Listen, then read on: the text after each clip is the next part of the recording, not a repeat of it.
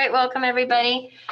We're going to go ahead and get into rational exponents. I am going to cover some material that if you know and you're watching the video, feel free to go forward through, but I found that there are some people who may have forgotten some of the things from 8th grade, and so we're going to talk about that, okay?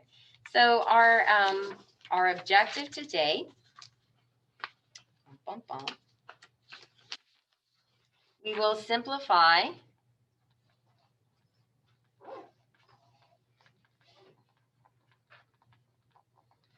algebraic expressions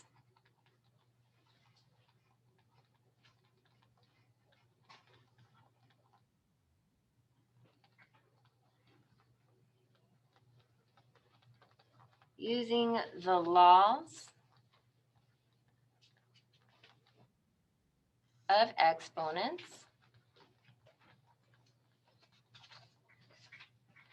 specifically focusing on, I think I spelled it right, I'm not real sure. I feel like that's wrong somehow. Specifically, rational exponents.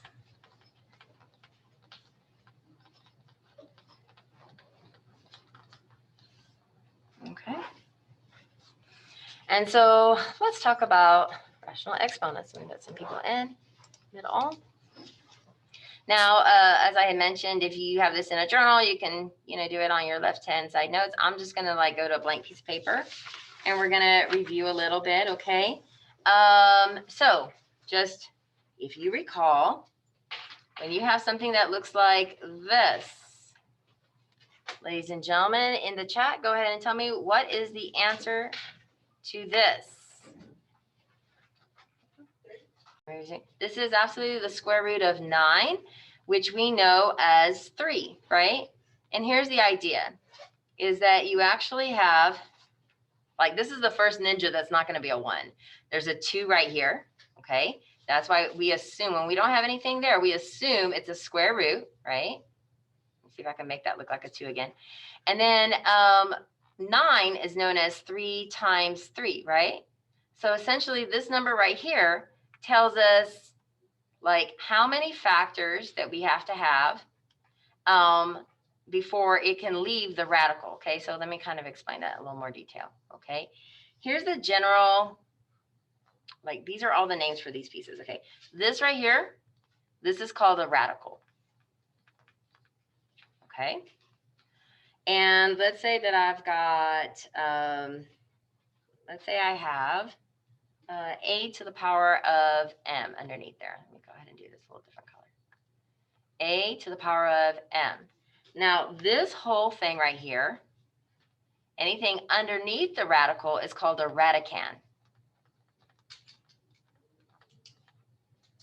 Okay. And this right here is called an index.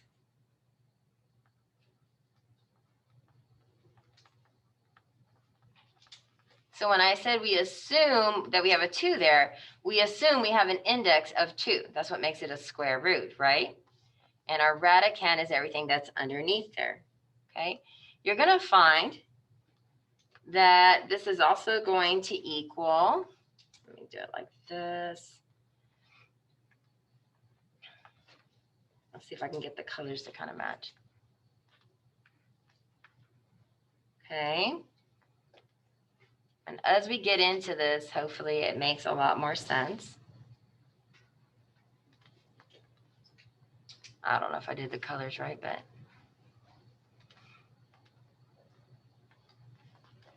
I have A. Okay. And the other thing that's going to equal is this.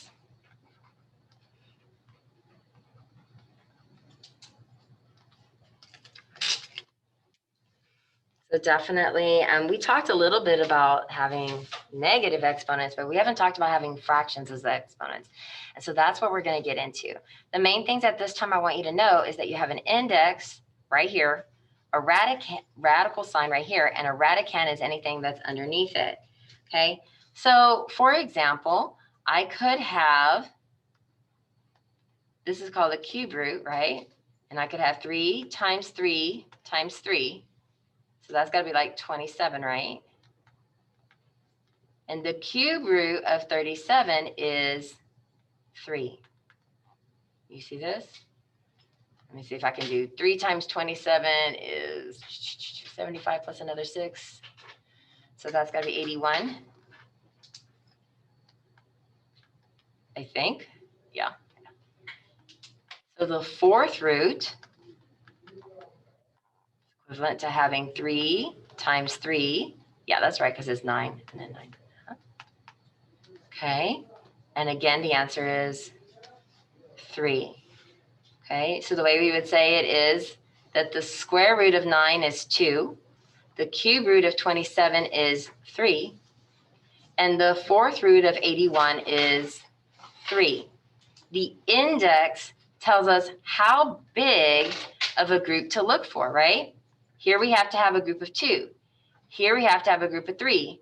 And here we have to have a group of 4. And once we have that group, boop, can pop out one of the factors, and they are equivalent, okay?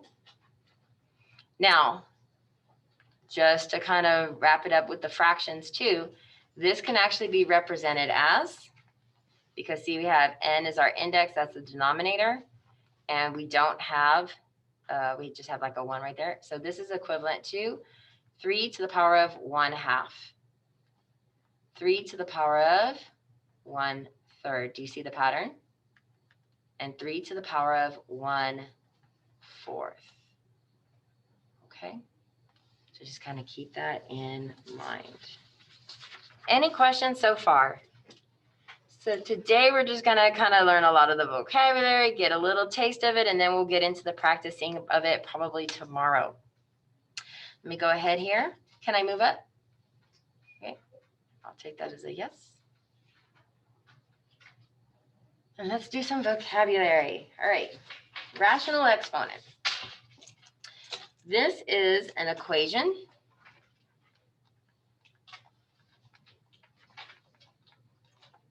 that contains radicals. We know what radicals are, right? That's a little what we always call the square root, but now we know more.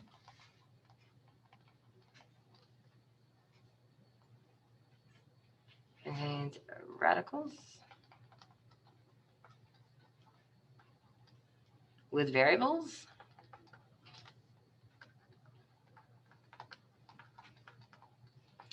in the radicand. So that's anything underneath the radical. Okay, so for example, if we have something like this,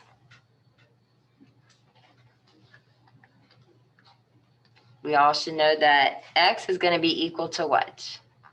You can go ahead and put it in the chat. Ladies and gentlemen, some people wrote this. They said, well, in order for 1/9 to be out, you have to have a group of 2, right? Good. And then some people even wrote, well, I'm probably going to need 9 times 9 is 81, right? And notice x is in the same position as 81, right? Therefore, x is equal to 81. The square root of 81 is 9. Questions? All right, not bad, guys. All right, let's go ahead. Let's look at it. Cube root. If square root has to do with 2, cube root has to do with 3. Easy enough, right? So if a, make it an if a to the 3rd power equals b, then a is the cube root of b. So for example,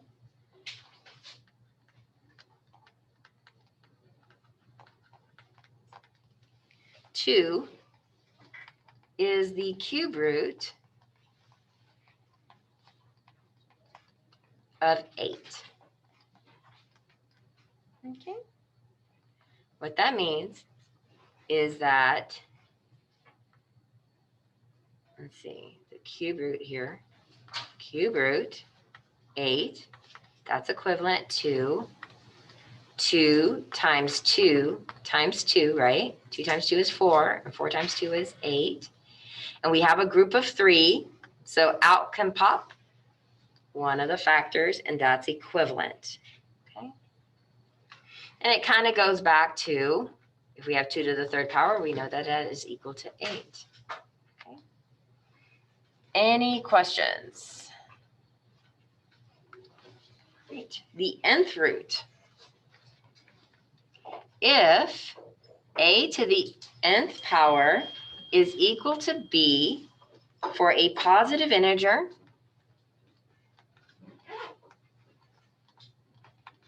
no negatives yet, no decimals, n, we're going to call it n, then a is the nth root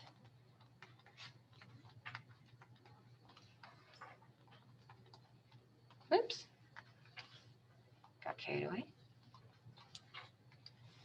is the nth root of b.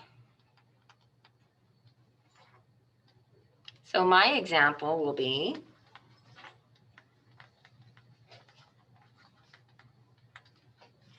for example, 2 is the fourth root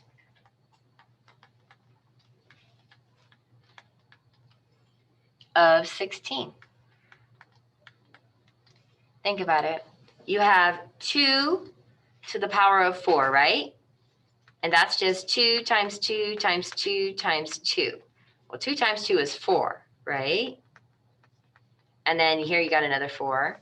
And 4 times 4 is 16. So what you could say is that the fourth root of 16, you got the fourth root, and you're going to have all these little 2's. This is totally, you got a group of 4. So out pops, boop, one of the factors, and it is equivalent. Questions? All right. So we're going to first focus on this whole root thing, right? Radical form of things. And then finally, we're going to get into what we call an exponential equation. And that is an equation. So we have the rational one, and that has a has a radical in it. And then you have your exponential one. This is an equation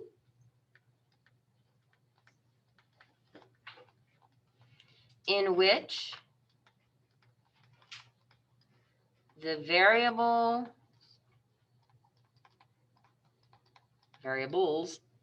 occur as exponents. And I don't know if it's just me, but I always seem, when I'm looking through SAT questions, they love putting these type of things in here. Exponential equations. So, I mean, this is a very simple one. This is not an SAT level right here, but let's say that we've got 2 to the power of x, and that's equal to 32. Any ideas? What would you do in order to figure out what x is? So the base has to be the same. So good thing we know that if we have 32, and I'm going to go ahead and make a little factor tree on here on the side. Kind of, except that we don't really know if it's a square root, because you're saying get the square root of 32. We don't know that it's a square root. We just don't know what root, right? We're kind of searching for, like, if the base is 2, what is the root, right? So let's just kind of do this little factor tree. You got 32. We're going to divide it by 2. Y'all familiar with factor trees, right? Okay, good. So 32 divided by 2 is 16. 2 times 16 is 32, right? Then again, I can pull out a 2, and I get 8. Yes? Pull out a 2, and I get 4, right? Pull out a 2, and I get 2. And we're done. Usually our little factor tree ends whenever we have all primes. And then you just count your little berries. 1, 2, 3, 4, 5. So if I multiplied 2 by itself 5 times, I would get 32, right? This is the equivalent of 2 to the 5th power. Do you see that? 2 to the x power is equal to 2 to the 5th power. Therefore, if your bases are the same, your exponents, I'm going to put therefore, this is a little symbol for therefore. Therefore, x is equal to 5. Do you see it? Questions on this?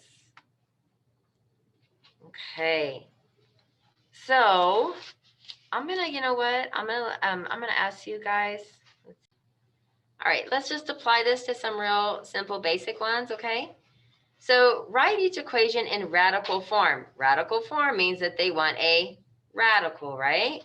Or write each radical in exponential form. Got it. Exponential will have an exponent in it, right? Okay.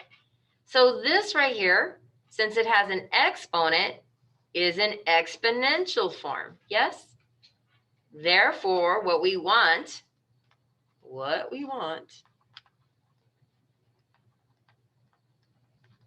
is the radical form.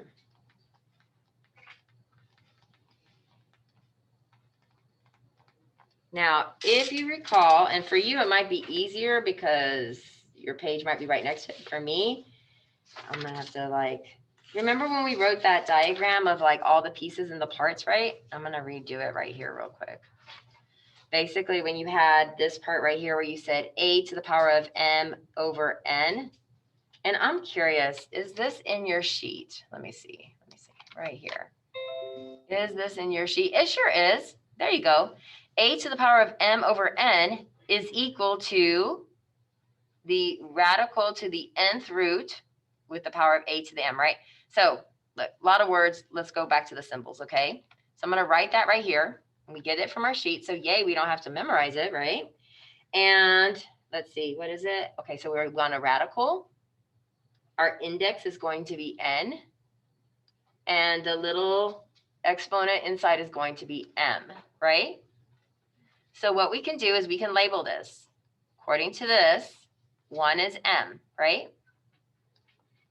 And then number 2, that must be n. L, M, N, O, P. So it's kind of like an alphabetical order, right?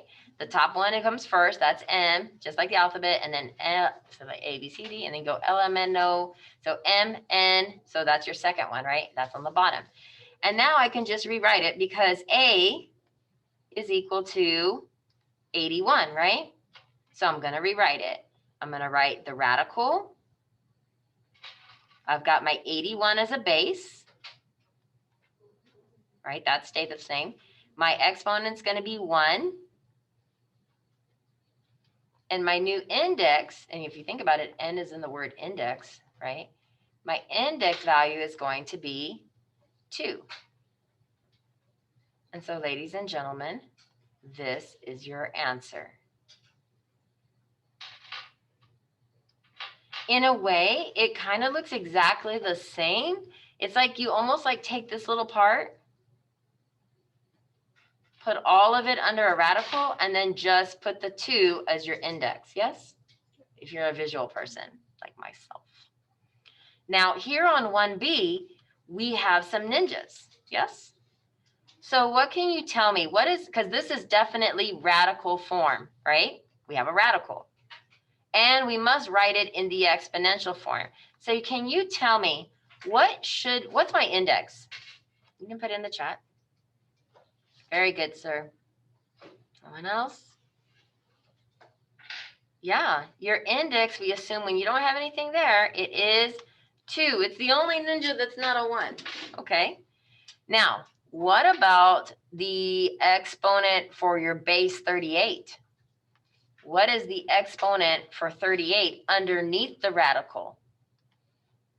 What is the exponent right here? Okay, good. That one is a 1, right? That's a 1. So I'm going to write that in there, 1. Okay, so I know, according to my little thing here, the index with the n, that's n, right? So it's just the first one flip. Yeah. No, because this is 81. This has got 38, yes? So anyway, you got n is 2, and then you have m, which is under the radical, that's m. And then this is your base of a, and I'm going to rewrite it. I'm going to write it with a base of a, 38. I have m1 over 2. Yes, yeah, essentially it's the same process, right? Same process, not much different. And ladies and gentlemen, this has an exponent, therefore it is the exponential form. Questions? No? All right. I think that's pretty good, guys. I'm going to go ahead and let y'all work on today's thing. Thank you so much for joining me, and I hope to see you tomorrow.